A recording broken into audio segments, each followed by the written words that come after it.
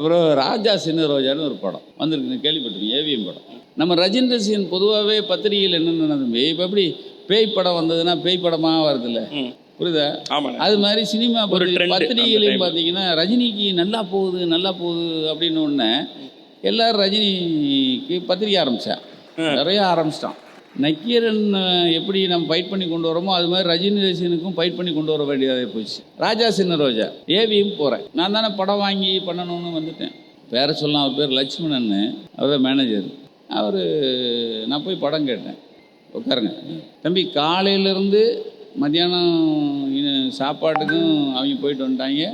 அப்புறமும் உட்காந்துருக்கேன் சாப்பிட போகாமல் 4 மணி வரைக்கும் படமே வரல. நான் போய் கேட்குறேன், உட்காரியா அப்படின்னாரு. கொஞ்ச நேரம் ஆச்சு. எனக்கு அடுத்து ரஜினி ரசிகன் மாதிரி நடத்துகிற பத்திரிகைக்காரர் 2-3 பேர் வந்தான். அவனுக்கு என் கண்ணு முன்னாடியே படம் தராங்க, படம் போட. எனக்கு தரல. நான் சொன்னேன், என்ன சார் நான் காலிலேருந்து இருக்கேன்னு, உங்களுக்கு கொடுக்க முடியாது சார். இப்போ 4 மணிக்கு சொல்கிறான். நான் சொன்னேன், இது காலையிலே சொல்லியிருந்தா போய் தொலைஞ்சிருப்போமாங்க. எனக்கு முன்னாடி ஒருத்தர் படம் வாங்கிட்டு போனார்ல, அவர் வாங்கிட்டு போன உடனே நான் போய் சொன்னேன். அப்புறம் தான் சண்டை போடுறேன். ஏன்னா அவர் யார், எந்த பத்திரிக்கை, எங்கே போவார்னு எனக்கு தெரியும். நான் சொன்னேன், சார் உங்கள் பேர் லட்சுமணன் தானே? ஆமாம். நாளை கழிச்சு காலையில் ராஜா சின்ன ரோஜா சிறப்பிதழ் ரஜினி ரசிகன் உங்கள் டேபிளில் இருக்கும் சார், வரவா அப்படின்ட்டு வந்துட்டேன்.